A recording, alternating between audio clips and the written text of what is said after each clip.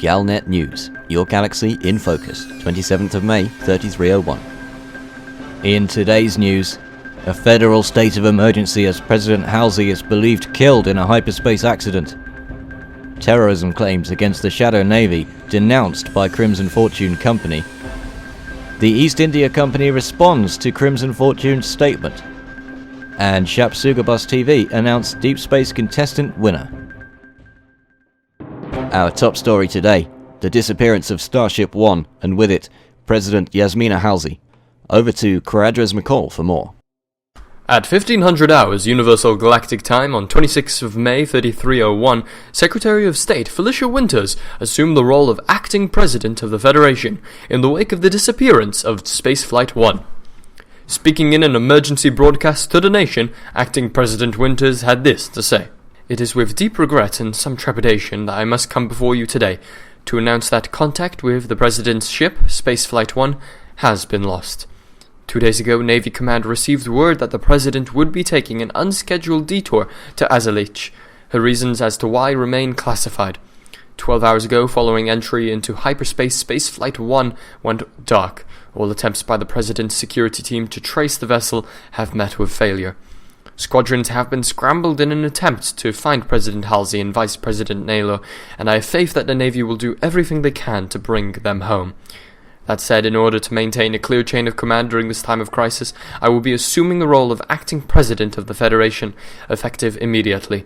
I hope I have your support, and I hope it will only have to be a temporary measure. Quadras McCall, Galnet News. And it has now been almost 48 hours since the disappearance of Starship One. Early reports indicated that the ship was lost with all hands, and in this instance Galnet is pleased to announce that the early reports were mistaken. 3 ships from Starship One's Guardian Wing made contact with Navy HQ shortly after the initial disappearance. Unfortunately, they were not able to shed any light on the ultimate fate of Starship One. Despite thousands of Federal scouts combing the sectors along Starship One's secured route, designated Spaceflight One, no trace of the missing ship has been found. Specialist teams from Core Dynamics and the Sirius Corporation are currently attempting to analyze the wake and uplink data captured by the President's Guardian Wing escorts in the moments before all 4 ships jumped. Theories involve either a rare missed jump or some sort of catastrophic drive failure. Unfortunately, results so far are inconclusive as to what may have happened to President Halsey and her team. One member of the crew of one of the President's Guardian Wing, who wished to remain nameless, spoke exclusively to Galnet about the last moments before the President's disappearance. I've never seen anything like it. 1 minute everything was fine. Pre-jump checks, normal. Engine power, normal. Our drives were slave to Starship One, as is normal. The entry to hyperspace seemed normal at first, but then there was a terrible shockwave and our ship started tumbling. We exited hyperspace uncontrolled and in deep space, something I've never seen before. Our ship had taken damage. We couldn't reach Starship One via comms, but managed to make contact with the other 2 members of the Guardian Wing. We first searched the deep space around our positions, then jumped to the destination point rendezvous as quickly as we could. Nothing. Not even wreckage. The Federal Navy are requesting that any pilots interested in helping to search along the Starflight One route should sign up for active duty as a member of the search and rescue team aboard Leonicino Orbital in Azalich. And in some related news, at a press conference held earlier today, Acting Federal President Felicia Winters made a personal appearance to address the disappearance of Starship One after failing to re-enter normal space following a routine hyperspace jump. She said, "The disappearance of Starship One has us all on edge. Tensions are high, and the rumor mills are making all their usual noise about terrorists, aliens, conspiracies, and cover-ups. I'm afraid the truth will likely get you all far fewer viewers, but it is the truth that the people of the Federation need to hear from me now. I'm told the early investigations from telemetry and uplink data suggest an explosive drive failure destroyed Starship One in hyperspace, catapulting all 3 of her protective Guardian Wing out of hyperspace. Wreckage is likely spread across interstellar space. I'm told there are parallels with the loss of the highliner Antares way back in 3251, when she was lost with all hands on her maiden voyage. I know I remember where I was when the highliner Antares disappeared, and I fear we will always remember where we were the day Starship One was lost. While we don't know what caused this incident yet, we do know that Starship 1's engines experienced an unexpected surge of power just seconds before making its last jump. The search efforts will continue, of course. Our hearts and hope go out to the friends and families of President Halsey and all those lost yesterday in this terrible incident. In Empire news, a statement from Ellie Blossom on Liaden. Caradras McCall has the story. Ellie Blossom, the CEO of the Crimson Fortune Company, has today issued a statement regarding the recent unrest in Liaden. As many of you know, the Federation's influence in Liaden has come under attack in recent months, despite many years of peace between the Blossom and Faviol families. We believe that this destabilization effort was a deliberate act of malice, intended to encourage certain unruly members of the Faviol family to attempt to expand beyond the borders of Liaden, as evidenced by the recent attack on Volongu. The Crimson Fortune Company would like to thank Commander Walzen and the Shadow Navy for their efforts to keep the Liaden system in a fair balance of power. We also would like to thank the many federal pilots who came to our aid during the blockade of Liaden last weekend.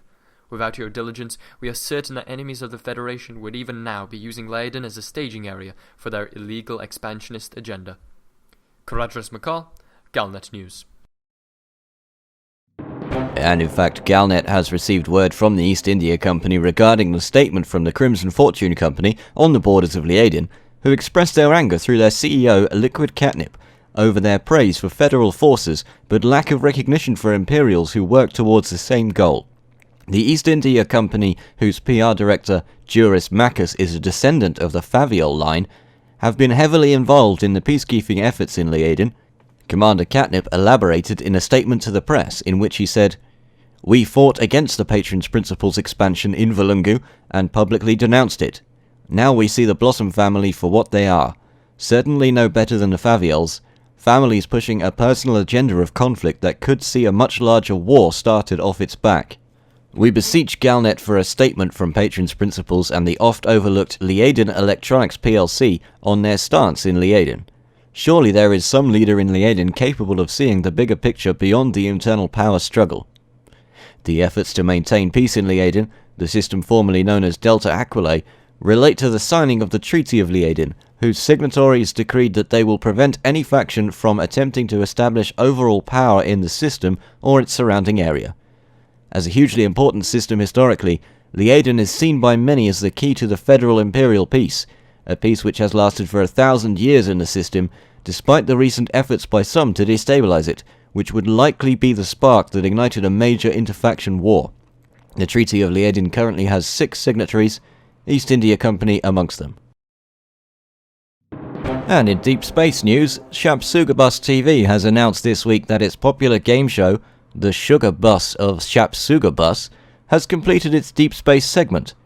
As Galnet News previously reported, over the past few weeks, Shapsugabus TV has sent its Sugar Short Bus on a journey to and from Sagittarius A star, during which time it sought out as many deep space explorers as it could find in order to host them on its trivia game show.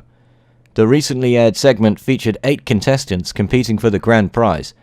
It ended in a dramatic finale in which a 3-way tie was shattered at the last minute by Commander Spatula 007, who was immediately declared the champion. Commander Spatula 007 will be receiving his prize of 50 tons of gold and 5 happy sparkles upon his return to civilization. In addition, a donation to charity will be made in his name. Finally, Shapsugabus TV has already announced its next segment, entitled Sugar Bus Celebrity Roundup, in which the Sugar Bus will hunt down prominent figures around the galaxy to subject them to trivia.